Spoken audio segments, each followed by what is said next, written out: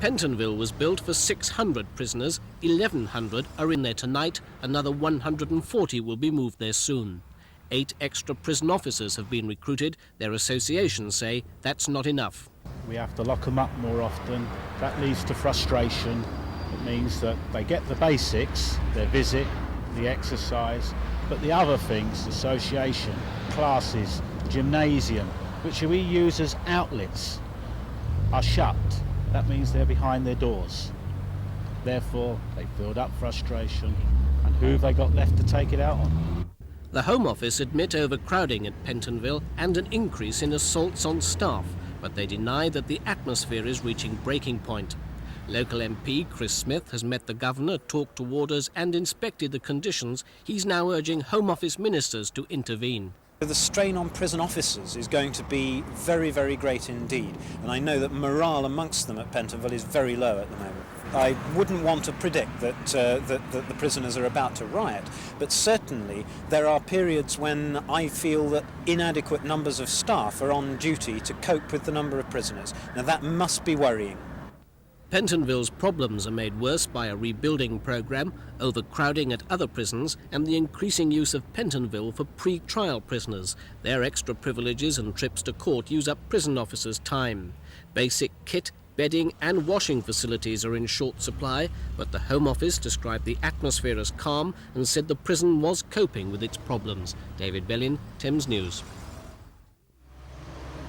Pentonville Prison in Holloway normally releases about 20 short-term inmates every day. Today, 140 were set free. They're the first batch of the 3,500 releases over the next few weeks from across the country in the Home Office bid to ease the desperate overcrowding in prison cells. I don't think it'll happen at all, because we're treated like animals in there, you know. 2 people in a cell, but there's about 60 people in the one landing sharing the one toilet. The prisons are packed out.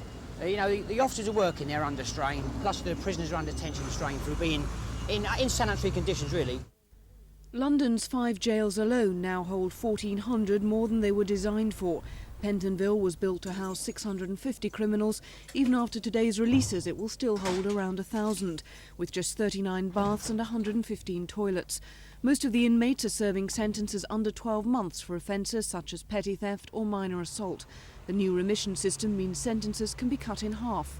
These people are there by choice. They chose to go to prison when they broke the law, and they should serve their time. And if it's overcrowded conditions, that's their fault. Nobody else's. If they don't like it, they shouldn't break the law and they wouldn't be in there. It's that simple. While prisoners' support groups welcome the first step in combating overcrowding, they're worried the new policy hasn't been backed up with new resources. I'm worried that over the next few days they won't really be able to cope, although they'll try very hard. And as a result, some of the prisoners will not have their kind of benefit and accommodation problems resolved. The real underlying problem is that we send too many minor offenders to prison. Pentonville Prison is absolutely packed with people serving very short sentences. Many of them are in prison because nobody else will take them in and look after them. Many of them are in prison for very minor offences for which they could just as well be doing community service or some other penalty. The Home Office is confident the aftercare services can cope with the gradual release and stress it's only the first step towards solving the problem of chronic overcrowding. Judy Laybourne at Pentonville Prison for Thames News.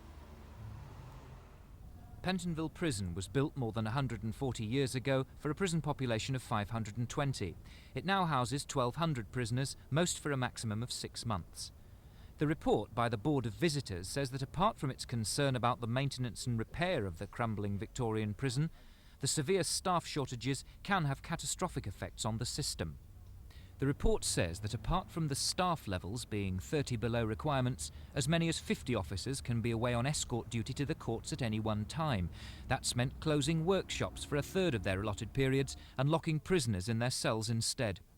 The Welfare Department, which handles and acts as a safety valve for prisoners' problems, was shut last year for 44 days and 41 half days. Staff shortages are also hitting the prison's hospital. The prison governor and officers deny there's a catastrophe, but admit there's a problem. Obviously, shortage of staff causes frustration. It means the men are locked up in their cells to a larger extent. It means that men can't get to places like the library and canteen with the same frequency that they could have done if we had full staff. So in effect you're saying you agree with the criticisms in the Board of Visitors report? Oh, I think the criticisms are quite genuine and correct. If you're talking about a shortage of 30 officers, then you've got to make cuts in other areas and cut down services in order to make good those deficiencies. You've got to decide where your priorities lie. Do your priorities, for example, lie in the welfare of prisoners, and do you have to make cuts in those areas? Unfortunately, there are times when the welfare services have to be cut back in order that men can be produced at court and escorted to court in order that the judicial system can be satisfied. Does that affect your relationship with those prisoners whilst they're here? Of course it does. You know, there's got to be a shortfall in relationships because you're not having the same contact with them. Given time, things may get better. The Board of Visitors say that the Home Office have promised more money for staff this year. Michael Wilson at Pentonville Prison for Thames News. Britain's prison population has reached record levels and the whole system is beginning to creak. London's prisons alone now hold more than 1,400 prisoners more than they were designed to cope with. To help ease the overcrowding, the Home Secretary announced that 3,500 prisoners nationally would qualify for early remission. London's share, more than 200 men, are released today, the majority from Pentonville. They were convicted of petty crimes like car theft and assault. But the backup services, although they welcome these early releases, are worried. Probation officers say that extra resources haven't been made available to help rehabilitate the men.